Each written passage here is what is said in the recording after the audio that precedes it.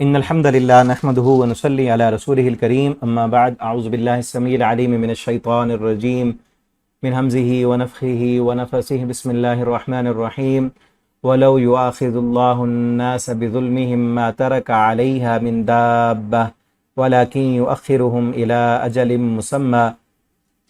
فإذا جاء أجلهم لا يستأخرون ساعة ولا يستقدمون۔ تفسیر القرآن کا سبق آج انشاءاللہ ہم سورۃ النحل رکوع نمبر 8 پڑھیں گے۔ پہلے لفظی ترجمہ اس کا دیکھتے ہیں، پھر انشاءاللہ اس کی تفسیر پڑھیں گے۔ وَلَوْ يُؤَاخِذُ اللَّهُ النَّاسَ، اور اگر پکڑے اللہ الناس لوگوں کو بظلمہم ان کے ظلم کی وجہ سے، ما ترک علیہا من دابہ تو نہ چھوڑے علیہا اس زمین پر من دابۃ کوئی بھی چلنے والا، ولیکن اور لیکن یؤخرہم وہ ڈھیل دیتا انہیں الی اجل مسمى ایک مقررہ وقت تک، فَإِذَا جَاءَ أَجَلُهُمْ پھر جب آ جائے ان کا اجل مقررہ وقت، لا يستأخرون ساعة تو نہیں وہ سب پیچھے رہ سکتے، ساعتاً ایک گھڑی، ولا يستقدمون اور نہ وہ سب آگے کیے جا سکتے ہیں، وَيَجْعَلُونَ لِلَّهِ اور وہ سب ٹھہراتے ہیں اللہ کے لیے، ما جسے یکرہون وہ سب ناپسند کرتے ہیں، وَتَصِفُ أَلْسِنَتُهُمُ الْكَذِبَ اور بیان کرتے ہیں ان کی زبانیں الکذب جھوٹ، أَنَّ لَهُمُ الْحُسْنَى کہ بے شک ان کے لیے بھلائی ہے، لا جرم کوئی شک نہیں، ان لہم النار کہ بے شک ان کے لیے آگ ہے، وانہم اور بے شک وہ مفرطون سب آگے بھیجے جانے والے ہیں، تاللہ اللہ کی قسم، لقد ارسلنا بلا شبہ یقیناً ہم نے رسول بھیجے الی امتوں کی طرف من قبل آپ سے پہلے، فزین لہم الشیطان تو خوش نما بنا دیا ان کے لیے شیطان نے، اعمالہم ان کے اعمال، فہو ولیہم تو وہی دوست ہے ان کا، الیوم آج کے دن، وَلَهُمْ اور ان کے لیے عذاب علیم بہت دردناک عذاب ہے، وَمَا أَنزَلْنَا عَلَيْكَ اور نہیں ہم نے نازل کی علیک آپ پر الکتاب کوئی کتاب، الا مگر اس لیے نازل کی لِتُبَيِّنَ تاکہ آپ واضح کر دیں، لہم ان کے لیے، الذی جو اختلفوا جن باتوں میں وہ سب اختلاف کرتے ہیں، فیہ جس میں، وہدن اور وہ ہدایت ہے، ورحمتن اور رحمت ہے، لقوم یؤمنون ایمان لانے والی قوم کے لیے، واللہ اور اللہ تعالی انزلہ نازل کیا اللہ نے من السماء آسمان سے ماء پانی، فاحیا بہ پھر زندہ کیا اس پانی کے ذریعے، الارض زمین کو، بعد موتیہا اس کی موت کے بعد یعنی اس کے بنجر ہونے کے بعد، ان فی ذلک لآیات بے شک اس میں بھی نشانی ہے، لقوم یسمعون اس قوم کے لیے جو سب سنتے ہیں۔ یہاں تک رکوع کمپلیٹ ہوا۔ اس کی تفسیر دیکھتے ہیں۔ اس رکوع کی پہلی آیت جو ہے نا، اس میں ایک لوگوں کا جو اس وقت بھی ذہن تھا، آج بھی کئی لوگوں کا یہ غلط ذہن بن چکا ہے، اس کا رد کیا گیا ہے۔ وہ یہ ہے کہ لوگ کہتے ہیں، کئی لوگوں سے سنا ہے، جب اس نظام کو دیکھتے ہیں، اس دنیا کے اندر ظلم، زیادتی، ناانصافی، ہر طرف جو ہے قتل و غارت اور معیشت کے نظام میں جو ہے غلط تقسیم، کہیں پر دولتوں کے انبار ہیں اور کہیں جو ہے بھوک اور افلاس ہے، کہیں پر ظالم جو ہے وہ عیاشیاں کر رہا ہے اور مظلوم جو ہے وہ پس رہا ہے۔ اس چیز کو جب دیکھتے ہیں تو لوگ کیا سمجھتے ہیں؟ یہ دیکھ کر سمجھتے ہیں، وہ کہتے ہیں کہ اس کا مطلب یہ ہے کہ یہ دنیا بس ایسے ہی چل رہی ہے، جس کی لاٹھی اس کی بھینس، جس کے ہاتھ میں جو کچھ ہے وہ مرضی کرتا جا رہا ہے، کوئی اس کو چلانے والا نہیں ہے۔ معاذ اللہ، اللہ تعالیٰ کی ذات کا ہی انکار کرتے ہیں کہ اللہ تعالیٰ ہی نہیں ہے۔ بلکہ کچھ عرصہ پہلے کی بات ہے کہ ایک اس طرح کا کوئی واقعہ تھا، کسی بندے نے دوسرے پر ظلم کیا، مزدور پر، غریب آدمی پر۔ اب وہ واقعہ بیان کرتے ہوئے ایک بندہ کہتا ہے تو اس کا مطلب ہے تو پھر اللہ تعالیٰ کیا کر رہے ہیں؟ یعنی وہ چیز سمجھ نہیں آتی لوگوں کو کہ اگر اتنا ظلم پھیل رہا ہے تو ظالم بڑھتا ہی جا رہا ہے، اس کی رسی دراز ہے اور کوئی اس کو پکڑنے والا نہیں، اور مظلوم پر مزید ظلم بڑھتا جا رہا ہے، اس کا مطلب کیا ہے؟ کہ اللہ تعالیٰ نہیں ہے۔ تو اس لیے یہ بات سمجھنے کے لیے ہے کہ اللہ رب العالمین نے الی اجل مسمى ایک مقررہ مدت رکھی ہے۔ یہ دنیا جو ہے، یہ دنیا دار العمل ہے، دار الجزا نہیں ہے۔ یہاں پر ہر چیز کا پورا بدلہ نہیں ہوتا۔ یہاں کئی چیزیں، کئی بھوک اور افلاس تو جو ہے ہمارا جو سسٹم اور نظام لوگوں نے غلط کر دی ہے، اسلام سے ہم دور بھاگے، اسلامی قوانین سے دور بھاگے، اسلامی نظام معیشت جو ہے وہ چھوڑ دیا۔ پوری دنیا میں نظام معیشت وہ سود پر مبنی ہے، اس وجہ سے جو ہے بھوک اور افلاس بڑھ چکی ہے۔ تو یہ انسان کی اپنی کیا دھرا ہے نا، اور پھر اللہ تعالیٰ کسی کو اس کے ظلم پر، اس کے جرم پر فوراً نہیں پکڑتے۔ یہ نا جرم کیا تو فوراً پکڑ آتی، تو پھر اللہ فرماتے ما ترک علی ظہرہ من دابہ، پھر اس زمین پر کوئی بھی انسان باقی نہ بچتا۔ اگر انسانوں کو ان کے گناہوں پر فوری پکڑ کی جاتی اور فوراً ان کو سزا دی جاتی تو پھر اس زمین پر کوئی بھی انسان زندہ باقی نہ بچتا، بلکہ سب کے سب کو ختم کر دیا جاتا۔ اسی چیز کا اللہ نے جواب دیا ہے وَلَوْ يَأْخِذُ اللَّهُ النَّاسَ، اگر اللہ پکڑ لیتا لوگوں کو ان کے ظلم پر، مَا تَرَكَ عَلَيْهَا مِن دَابَّةٍ، پھر اس زمین پر کوئی بھی انسان باقی نہ بچتا، لیکن وَلَكِنْ يُؤَخِّرُهُمْ إِلَىٰ أَجَلٍ مُّسَمًّى، اللہ رب العالمین نے ایک مقررہ مدت تک کے لیے تمام انسانوں کو مہلت دی ہے، ٹھیک ہے، ہدایت کا راستہ دکھا دیا، اِنَّا هَدَيْنَاهُ السَّبِيلَ إِمَّا شَاكِرًا وَإِمَّا كَفُورًا، کہ ہدایت دے دی، سیدھا راستہ دکھا دیا، قرآن کے احکامات بتا دیے کہ قبر ہے، قیامت ہے، حساب و کتاب ہے، اللہ کے سامنے جانا ہے، پیشی دینی ہے، قرآن میں سب کچھ موجود ہے۔ اب آگے زبردستی نہیں ہے کہ ادھر سیدھے راستے کی طرف آؤ تو تمہیں دنیا کی جو ہے ہم دنیا کا بھی فائدہ دیں گے، آخرت کا بھی دیں گے، اگر نہیں آؤ گے تو پھر یہ سزا فوراً تمہیں ملے گی، نہیں،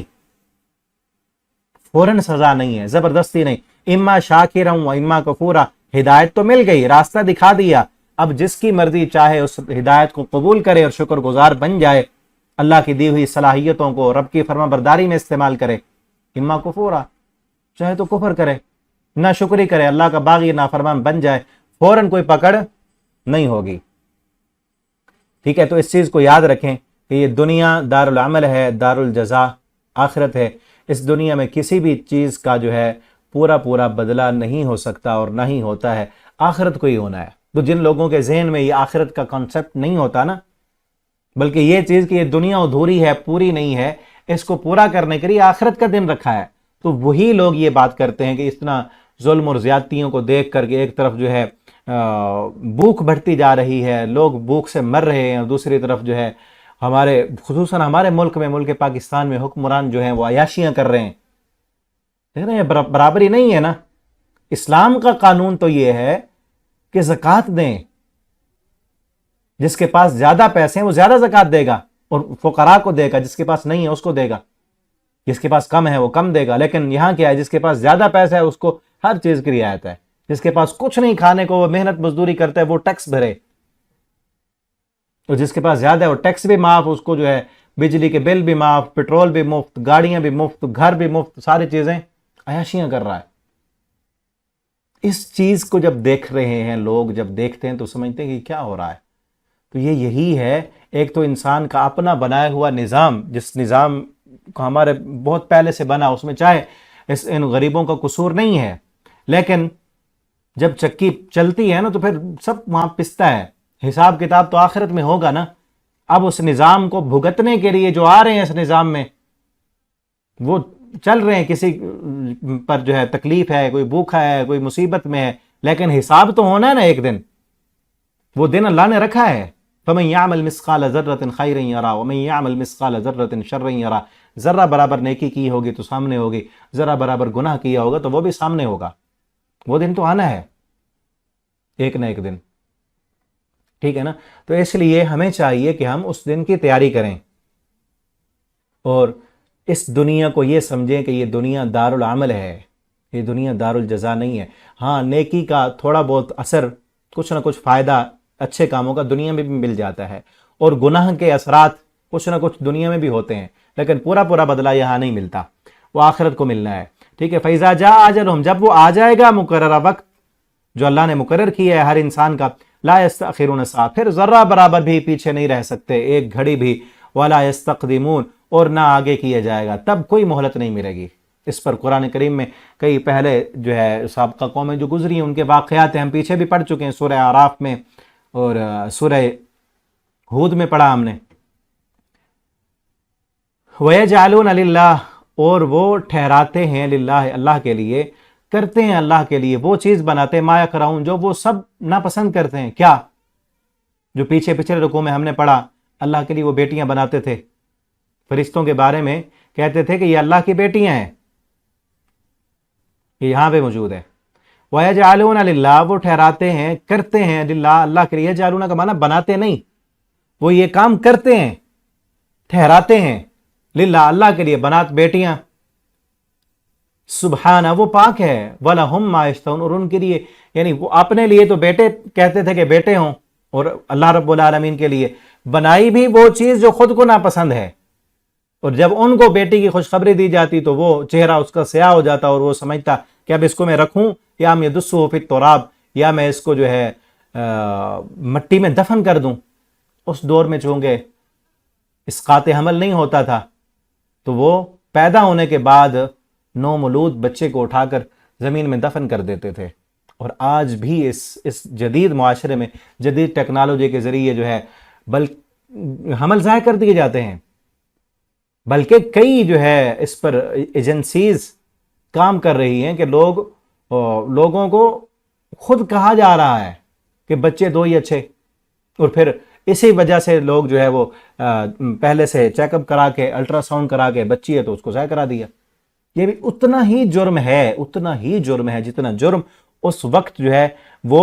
زندہ پیدا ہونے کے بعد دفن کر دیتے تھے، یہ بھی اتنا ہی جرم ہے، ٹھیک ہے نا؟ یاد رکھیں اس چیز کو، جو حمل ہو گیا ہے اور خصوصاً جب روح پیدا ڈال دی گئی ہے بچے کے اندر، جب معلوم کیا جا سکتا ہے کہ یہ بچہ ہے یہ بچی ہے، اس وقت اس کو ختم کرانا، ضائع کرانا ایک جان کا قتل ہے۔ اور اللہ قرآن میں فرماتے ہیں کہ جس نے ایک جان قتل کی ایسے سمجھ لو اس نے ساری انسانیت کو قتل کیا ہے، اور جس نے ایک جان بچائی اس نے ساری انسانیت کو بچایا۔ اور قیامت کے دن پھر پوچھا جائے گا اس دن بِأَيِّ ذَنبٍ قُتِلَتْ، اس زندہ درگور کی ہوئی، اس ضائع کرائی ہوئی بچی سے پوچھا جائے گا کہ تجھے کس جرم کی پاداش میں تجھ سے جینے کا حق چھین لیا گیا تھا۔ اس وقت کیا جواب ہوگا پھر؟ لا يستأخرون ساعة ويجعلون لله البنات ويجعلون لله، اللہ کے لیے وہ چیزیں بناتے ہیں جو خود ناپسند کرتے ہیں، اور ان کی زبانیں جھوٹ بولتی ہیں، وتصف اور بیان کرتی ہیں، السنتهم ان کی زبانیں، الکذب جھوٹ، ان لهم الحسنى کیا کہ ان کے لیے بھلائی ہے۔ یہ ایک اور عقیدہ نظریہ تھا لوگوں کا، بلکہ اب بھی ہے۔ وہ کیا کہتے تھے کہ ایک تو کہتے تھے آخرت ہے ہی نہیں،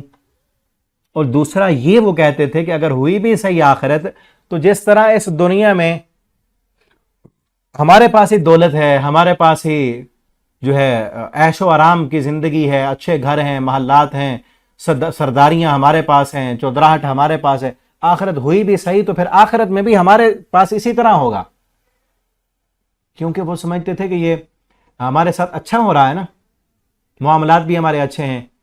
معیشت بھی ہماری اچھی ہے، گزر بسر بھی اچھا چل رہا ہے، لوگوں کے ساتھ تعلقات بھی ٹھیک ہیں، سرداری بھی ہمارے پاس ہے، جو چاہتے ہیں وہ مل جاتا ہے، معاملات درست ہیں، تو اس کا مطلب ہے کہ اللہ تعالیٰ ہم سے راضی ہیں،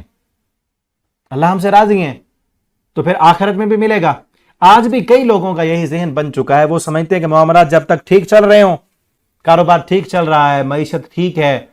پیسہ آ رہا ہے، پرافٹ مل رہا ہے، دنیا میں ترقی ہو رہی ہے، عہدے جو ہے وہ بڑھتے جا رہے ہیں، پروموشن ہو رہی ہے، اور بچے بھی ہیں، گھر میں بھی جو ہے خوشیاں ہیں، کوئی تکلیف نہیں، کوئی بیمار نہیں، کوئی غمی نہیں، کوئی پریشانی نہیں، کوئی دکھ نہیں، وہ کیا سمجھتے ہیں کہ اللہ ہم سے راضی ہے، جبکہ اللہ کی رضامندی کی یہ نشانی نہیں ہے، اللہ کی رضامندی کی نشانی نہیں ہے، بلکہ اللہ رب العالمین جب ناراض ہوتے ہیں تو رزق نہیں چھینتے۔ یہ جملہ آپ نے کئی دفعہ پڑھا بھی ہوگا، سنا بھی ہوگا، اللہ جب ناراض ہوتے ہیں تو رزق نہیں چھینتے بلکہ سجدے کی توفیق چھین لیتے ہیں، اللہ تعالیٰ رزق نہیں چھینتے۔ یہ اللہ کی ناراضگی کی نشانی یہ ہے کہ سب کچھ ہونے کے باوجود جو ہے آپ اللہ کے سامنے جھکے نہ، آپ سجدہ نہ کریں، آپ نماز نہ پڑھ سکیں، یہ اللہ رب العالمین کی ناراضگی ہے۔ اور اللہ کی رضامندی کی نشانی یہ ہے کہ آپ چاہے دنیا کا کچھ بھی نہیں آپ کے پاس، آپ اللہ کو راضی کرتے ہیں، آپ کو نماز کی فکر ہے، آپ کو قرآن کی فکر ہے، آپ دنیا کماتے ہیں حلال و حرام کی فکر کرتے ہوئے، خیال رکھتے ہوئے، لقمے حلال لیتے ہیں، حرام کے قریب نہیں جاتے۔ یہ اللہ کی رضامندی کی نشانی ہے کہ آپ میں احساس ہے آخرت کا، حلال و حرام کا احساس ہے آپ میں،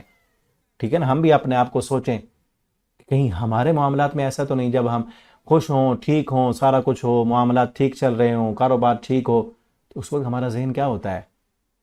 کہ اللہ راضی ہیں، اور جیسے کوئی پریشانی آتی ہے تو فوراً آتا ہے کہ اللہ تعالیٰ ناراض تو نہیں ہو گئے۔ ہاں یہ ہے، یہاں تک سوچنا تو چلو ٹھیک ہے کہ خوشی ہے، کاروبار ٹھیک چل رہا ہے، اللہ رب العالمین کی رحمت ہے، ٹھیک ہے، لیکن ساتھ ساتھ اگر دین بھی ہمارا ٹھیک چل رہا ہے، قرآن کی تلاوت بھی ہم کر رہے ہیں، ہم نماز بھی پڑھ رہے ہیں، ہم اللہ سے دعا بھی کرتے ہیں، استغفار بھی کرتے ہیں، دعائیں بھی پڑھتے ہیں، بچے بھی ہمارے جو ہے دین سیکھ رہے ہیں، پڑھ رہے ہیں، ہم حلال و حرام کا خیال رکھتے ہیں، تو پھر کوئی پریشانی نہیں، خوشی ہے، کاروبار ٹھیک چل رہا ہے، رزق میں اضافہ ہو رہا ہے، خوشیاں ہیں، بیماری نہیں ہے، تو اللہ کی رحمت ہے، خوش ہونا چاہیے، اس پر اللہ کا شکر ادا کرنا چاہیے۔ اور ایسے حالات میں جب کوئی تکلیف پریشانی آئے تو پھر اللہ رب العالمین سے معافی مانگنی چاہیے کہ ہم سے کوئی غلطی ہو گئی ہے۔ لیکن اگر اس حالت اس کے خلاف ہے کہ دین کی طرف تو ہم پیچھے ہٹتے جا رہے ہیں، نمازوں میں سستی ہے، پیچھے ہے، چھوڑنا ہے، ایک آدھ پڑھ لی، دو چھوڑ دیں، اور جو ہے کاروبار میں بھی حلال و حرام کی تمیز ختم ہوتی جا رہی ہے، اور پھر خوشیاں ہیں، کاروبار بڑھ رہا ہے، پریشانی نہیں آ رہی، تو پھر سمجھ لیں یہ اللہ کی رحمت نہیں ہے، یہ اللہ کی طرف سے آزمائش ہے، ٹھیک ہے نا۔ وہ بھی یہی کہتے تھے ان لہم الحسنی، کہ ان کے لیے بھلائی ہے، وہ سمجھتے تھے دنیا میں سارا کچھ مل گیا ہے، باوجود اس بات کے کہ وہ نبی کریم صلی اللہ علیہ وسلم کی مخالفت کر رہے تھے، مسلمانوں پر ظلم کر رہے تھے، اس کے باوجود بھی معیشت ان پر کھلی تھی، فراوانی تھی، دولت کی، مال کی کثرت تھی، سرداریاں اور عہدے ان کے پاس تھے۔ اللہ تعالیٰ نے کیا فرمایا؟ لا جرم انہ لہم النار، بلا شبہ ان کے لیے آگ ہے جہنم کی۔ اور یہ تو تھوڑا سا فائدہ ہے نا، وہ آہستہ آہستہ ختم ہو گیا ان کا، بلکہ اسی صورت میں پیچھے ہم پڑھ آئے ہیں، اللہ فرماتے ہیں کہ ہم ان قریب آہستہ آہستہ ان کی جو یہ وسعتیں ہیں، یہ مال و دولت میں فراوانی اور جو ہے ان کی آزادی، آہستہ آہستہ ہم ختم کر دیں گے۔ اور پھر آہستہ آہستہ ختم ہوئی ان کی سرداریاں بھی ختم ہوئی، چودراہٹیں بھی ختم ہوئی، اور فتح مکہ کے موقع پر تو بالکل ختم ہو گیا نا ان کا سسٹم ہی۔ لیکن اس سے پہلے غزوہ بدر میں ان کے 70 مارے گئے، 70 قیدی بنے، اور پھر ایک وقت وہ بھی آیا تھا کہ ابو سفیان مکہ کا سردار بعد میں جو مسلمان ہو گئے، وہ آئے نبی کریم صلی اللہ علیہ وسلم کے پاس اور آ کر کہا اللہ کے پیغمبر کھانے کو کچھ نہیں ہے ہمارے پاس، بھوکے ہیں۔ جب حضرت ثمامہ بن اسال مسلمان ہوئے اور اس نے جو ہے تجارتی سامان جو آتا تھا مکہ میں وہ سب بند کر دیا، ٹھیک ہے نا، ان لہم النار وانہم مفرطون، اور بے شک وہ سب آگے بھیجے جانے والے ہیں۔ مفرطون وہی آگے، یہی یعنی کہ مفرطون فرط کا معنی ہوتا ہے آگے بھیجنا۔ آپ صلی اللہ علیہ وسلم کی حدیث بھی آپ نے فرمایا انا فرطکم علی حوضی، میں تم سے آگے جا کر اپنے حوض پہ تمہارا انتظار کرنے والا ہوں۔ فرض کا معنی آگے بھیجا، کہ یہی آگے کیے جائیں گے عذاب میں۔ یہ تو سمجھتے ہیں کہ ہمیں آخرت میں جو ہے حسنہ ہوگا، بھلائی ہمارے لیے ہوگی، جس طرح دنیا میں ہمیں عیش و آرام ملا ہے آخرت میں بھی ہمارے لیے عیش و آرام ہوگا، یہ نہیں ہے، بلکہ انہم مفرطون، یہ ان کو تو سب سے پہلے عذاب میں ڈالا جائے گا۔ یہ تو وہ ہیں، تو اترا رہے ہیں نا اب اپنی سرداریوں پر، چودراہٹوں پر، وہ سمجھتے ہیں دنیا میں ہمیں سب کچھ ملا ہے تو آخرت میں بھی ہمیں ہی ملے گا، بلکہ آخرت میں تو سب سے پہلے ان کو ہی عذاب میں ڈالا جائے گا۔ تاللہ، اللہ کی قسم، لقد ارسلنا، یقیناً ہم نے رسول بھیجے الی امم، کئی امتوں کی طرف آپ سے پہلے، تو ان کے لیے بھی ایسے ہی تھا۔ فزین لہم الشیطان اعمالہم، جس طرح ان لوگوں کے لیے شیطان نے ان کے عمل مزین کر کے دکھا دیے، ان کو بھی شیطان نے ان کے کام مزین کر کے دکھائے تھے۔ کیسے مزین کے؟ کر تو بغاوت رہے ہیں، کر اللہ کی نافرمانی رہے ہیں، اور نافرمانی کے باوجود بھی دنیا کا ساز و سامان ان کو مل رہا ہے، خوشیاں ہیں، معیشت میں فراوانی ہے، اور صحت ہے، طاقت ہے، حالات اچھے ہیں، ماحول اچھا ہے، موسم اچھا چل رہا ہے، تو وہ سمجھتے ہیں کہ ہمارے اللہ ہم سے راضی ہے، اور ہم جو کر رہے ہیں ٹھیک کر رہے ہیں، آخرت ہوئی بھی صحیح تو ہمارے لیے یہی کچھ ہوگا۔ شیطان نے یہ کام مزین کر کے دکھا دی ہے نا، ٹھیک ہے نا۔ تو جو بات میں نے پہلے کی کہ نافرمانی کے باوجود اگر مال و دولت میں وسعت ہے، کوئی پریشانی نہیں، کوئی بیماری نہیں، کوئی مشکل نہیں آ رہی، اور بندہ اللہ کے نافرمانیوں میں ہے، تو سمجھ لو شیطان نے، اور پھر سمجھتا ہے کہ اللہ میرے اوپر راضی ہیں، تو شیطان نے اس کے برے عمل اس کے لیے مزین کر کے اس کو دکھا دیے ہیں۔ وَلَهُمْ عَذَابٌ عَلِيمٌ، اور ان کے لیے دردناک عذاب ہے۔ اور آگے فرمایا وَمَا أَنزَلْنَا عَلَيْكَ الْكِتَابَ، اور نہیں ہم نے نازل کی آپ پر کتاب، مگر کتاب نازل کرنے کا مقصد کیا ہے؟ لِتُبَيِّنَ لِلنَّاسِ، ہم نے تو اس لیے قرآن نازل کیا ہے تاکہ آپ وضاحت کر دیں، واضح کر دیں لوگوں کے لیے، کیا اس میں اختلافو فی، جس میں وہ اختلاف کر رہے ہیں۔ اختلاف اور بھی کئی باتوں میں تھا، اور یہی جو پیچھے ہو رہا ہے، جو سمجھتے ہیں کہ ہم دنیا میں اللہ نے ہمیں سارا کچھ دیا ہے تو آخرت ہوئی بھی صحیح تو ہمارے لیے یہ سب کچھ ہوگا۔ آپ ان کے لیے واضح کر دیں، ان کو بتا دیں کہ آخرت کن کے لیے ہوگی۔ ٹھیک ہے نا. یہ اللہ رب العالمین کی رضامندی کی نشانی نہیں ہے کہ دنیا تمہیں اچھی مل رہی ہے. آخرت ان کے لیے ہوگی جو اللہ کو راضی کر کے آئیں گے, جو اللہ کی فرما برداری میں یہ زندگی بسر کریں گے. آخرت ان کے لیے ہوگی. جو نیکیاں کرے گا اس کے لیے آخرت میں اجر ہوگا, جو گناہ کرے گا, ظلم اور زیادتیاں کرے گا, اس کو اس کی سزا ملے گی. یہ جو اختلاف کر رہے ہیں آپ ان کے بارے میں وضاحت سے ان کو بتا دیں. اور آپ صلی اللہ علیہ وسلم نے سب کو بتایا کہ نیکی کرو گے عمل سے ہی تمہاری آخرت بنے گی. حتیٰ کہ آپ اپنی بیٹی فاطمہ سے کہا, اپنی پھوپھی صفیہ سے کہا کہ پھوپھی عمل کر لو. یہ نہ کہنا کہ بھتیجا نبی ہے تو میں تمہیں چھڑا لوں گا, نہیں. اپنی بیٹی فاطمہ سے کہا اے عملی عمل کر لے. یہ نہ کہنا بابا نبی ہے میں چھڑا لوں گا. عمل نے اگر پیچھے کر دیا تو میں محمد تمہیں آگے نہیں کر سکوں گا صلی اللہ علیہ وسلم. ٹھیک ہے. آج ایک عقیدہ اور نظریہ یہ غلط ہے کہ دنیا میں ہمیں اللہ نے سب کچھ دیا تو اللہ ہم سے راضی ہے, آخرت میں بھی ہمیں دیں گے. دوسرا یہ بھی باطل عقیدہ اور نظریہ بن چکا ہے کہ ہمیں فلاں چھڑوا لیں گے, فلاں سفارش کر لیں گے, فلاں کی وجہ سے ہم جنت میں پہنچ جائیں گے, ہمیں کیا ضرورت ہے نیکیاں کرنے کی, فلاں بزرگ ہیں, فلاں کے پیچھے لگے ہیں, ہم ان کے ہاتھ پہ بیعت ہوئے ہیں. یہ نظریہ اس وقت بھی تھا. اس وقت بھی کئی لوگوں نے باطل اپنے معبود بنائے ہوئے تھے, بتوں کو سفارشی بنایا ہوا تھا. نظریہ یہ تھا ہؤلاء شفعاؤنا عند اللہ, یہ اللہ کے ہمارے سفارشی ہیں, یہ چھڑوا لیں گے, یہ لے جائیں گے جنت میں. جس طرح آج کئی اکثر کلمہ پڑھنے والے امت محمدیہ کے لوگ, ان کا کیا نظریہ بن چکا ہے, وہ کہتے ہیں ہم حضور کی امت ہیں, ہم تو حضور کی امت ہیں, آپ کی سفارش سے ہم چلے جائیں گے جنت میں. جبکہ آپ صلی اللہ علیہ وسلم نے اپنی بیٹی سے کہا اعملی یا فاطمہ, فاطمہ عمل کر لو, عمل سے جنت ملے گی,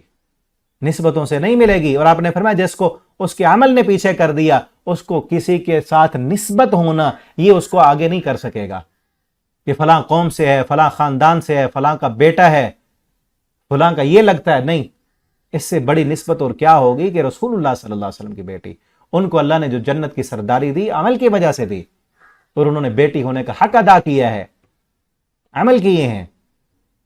ٹھیک ہے نا. اور آپ صلی اللہ علیہ وسلم کی تعلیمات کے مطابق انہوں نے زندگی بسر کی ہے. تو اسی لیے یہ جو اختلاف ہیں, اللہ فرماتے ہیں قرآن ہم نے اس لیے نازل کیا, لوگوں کے نظریات اور عقائد میں جو اختلاف ہیں, خصوصاً آخرت کے بارے میں سمجھتے ہیں کہ غلط نظریات بنائے ہوئے ہیں. کوئی سمجھتا ہے کہ اللہ ہم سے راضی ہیں, دنیا میں سارا کچھ ملا ہے تو آخرت میں مل جائے گا, کہ دنیا میں ہم نے جو ہے پیر بنا لیے, سفارشی بنا لیے تو یہ چھڑوا لیں گے ہمیں قیامت کے دن. ایسے نہیں ہوگا, یہ نظام نہیں چلے گا وہاں پہ. یہ تو ظلم ہے نا کہ دنیا میں بھی ان کو ملا,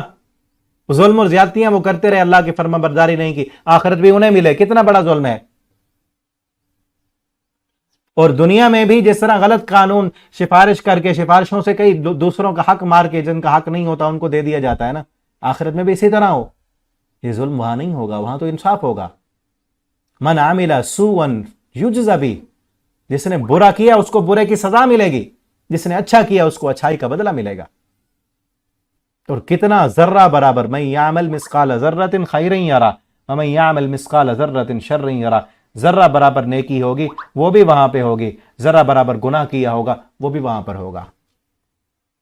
وہدن, اور یہ کتاب ہدایت ہے, یہ رہنمائی کرنے والی ہے, یہ کتاب ہدایت ہے. ٹھیک ہے نا. یاد رکھیں یہ قرآن اصل ہدایت کی کتاب ہے. یہ قرآن سائنس کی کتاب نہیں ہے, فلسفے کی کتاب نہیں ہے, منطق کی کتاب نہیں ہے. ٹھیک ہے نا. یہ قرآن کوئی دم درود کی کتاب نہیں ہے, یہ قرآن ہدایت کی کتاب ہے. لیکن یہ ہے کہ اس قرآن کے اندر سائنس کے مضامین موجود ہیں, اور ایسی سائنس کی باتیں جہاں آج جدید دور میں سائنس اب جو ہے جن چیزوں کو ریسرچ کر کے, بڑی جو ہے اپنا پیسہ لگا کے مشینوں کے ذریعے ریسرچ کر کے, کئی سالوں کی ریسرچ کرنے کے بعد سائنس جہاں پہنچ رہی ہے, قرآن نے 1400 سال پہلے سائنس کی وہ باتیں بتا دی تھیں. اور کئی ایسے بھی ہیں ابھی جہاں تک سائنس ابھی تک نہیں پہنچی. لیکن قرآن سائنس کی کتاب نہیں ہے. منطق اور فلسفہ جو قرآن نے بتایا ہے, جو ہے لغت کی جو مہارت قرآن نے دی ہے, جو شاعرانہ کلام کے اندر جو ایک شاعرانہ وہ ہوتا ہے, سلاست ہوتی ہے, تسلسل ہوتا ہے, جو قرآن میں ہے وہ بڑے شاعروں کے کلام میں وہ نہیں ملتا. لیکن قرآن شاعری کی کتاب نہیں ہے, قرآن فلسفے اور منطق کی کتاب نہیں ہے. قرآن جو ہے وہ دم کے لیے نہیں ہے, لیکن قرآن میں جو ہے دم کرنے کی آیتیں موجود ہیں. قرآن میں جو ہے فلسفہ اور منطق موجود ہے، ٹھیک ہے نا، لیکن اصل قرآن کا مقصد کیا ہے؟ ہدایت۔ قرآن ہدایت کی کتاب ہے، ٹھیک ہے، باقی چیزیں موجود ہیں اس میں، سائنس، ٹیکنالوجی، جدید علوم، ساری چیزیں قرآن میں ہیں، لیکن ما فرطنا فی الکتاب من شیء، اللہ فرماتے ہیں کوئی چیز ایسی نہیں جو ہم نے کتاب میں ذکر نہ کی ہو۔ لیکن قرآن کا اصل جو بنیادی مقصد ہے وہ ہدن، یہ قرآن ہدایت کی کتاب ہے۔ اس قرآن کو پڑھ کر لوگوں کو ہدایت ملتی ہے، راہ راست پر آتے ہیں، سیدھی لائن، اور ان کو زندگی گزارنے کا طریقہ اور اصول ملتا ہے، اور اپنی دنیا بھی کامیاب کرنے کے لیے اور آخرت بھی کامیاب کرنے کے لیے ہدایت ملتی ہے۔ وَرَحْمَةً، اور یہ قرآن رحمت ہے، یہ قرآن برکت ہے،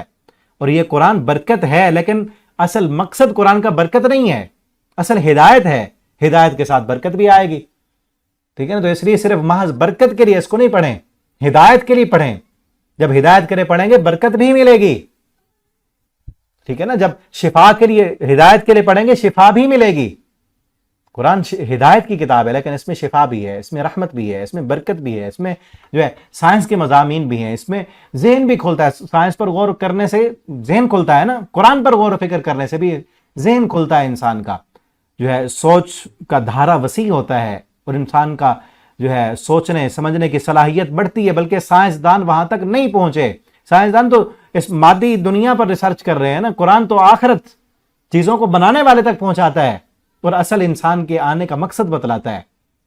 وَهُدًى وَرَحْمَةً، ہدایت بھی ہے، رحمت بھی ہے، لیکن ہے کس کے لیے؟ ایمان لانے والوں کے لیے، جو مان لیتے ہیں، جو مانتے ہیں کہ اللہ کی کتاب ہے، اپنے آپ کو درست کرنے کی کوشش کرتے ہیں۔ وَاللَّهُ أَنزَلَ مِنَ السَّمَاءِ مَاءً، اور اللہ رب العالمین نے نازل کیا آسمان سے پانی، فَأَحْيَا بِهِ الْأَرْضَ بَعْدَ مَوْتِهَا، اور اس پانی کے ذریعے زندہ کیا زمین کو اس کی موت کے بعد۔ بنجر زمین کو جو بے آباد ہو چکی تھی، وہاں پر پانی برسا، بارش آئی آسمان سے، پھر اس سے نباتات نکلی۔ اب دیکھیں نا، مردہ زمین، اس میں دانہ جو ڈالا جاتا ہے وہ بھی مردہ،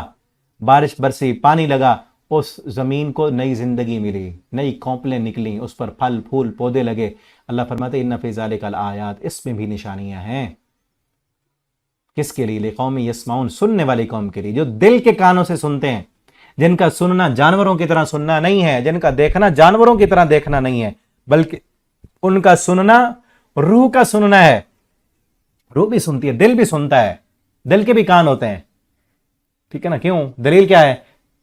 فرمایا لہم قلوب لا یسمعون بہا، ان کے دل ہیں سنتے نہیں ہیں۔ دل بھی سننے کی چیز ہے، دل بھی سمجھنے کی چیز ہے، دل بھی سمجھتا ہے، ٹھیک ہے نا۔ دل کی بھی آنکھیں ہوتی ہیں، دل کے بھی کان ہوتے ہیں، وہ بھی سنتا اور سمجھتا ہے، اور وہ یہی ہے کہ اللہ رب العالمین کی نشانیوں پر غور کرے، اس مخلوق کو دیکھ کر خالق کو پہچان لے۔ اس میں ایک کیا نشانی ہے؟ لآیات نشانی، ایک نشانی تو یہ ہے کہ جس طرح یہ مردہ زمین، اس پر جب بارش برستی ہے اس سے زندگی نکل آتی ہے، اسی طرح ہم مردوں کو بھی اس زمین سے نکال لیں گے۔ جو مر چکے ہیں، گل سڑ چکے ہیں، ہڈیاں بھی ختم ہو چکی ہیں، وہ کہتے تھے کہ کون اٹھائے گا ہمیں، اللہ فرماتے ہیں یہ مردہ زمین دیکھتے نہیں،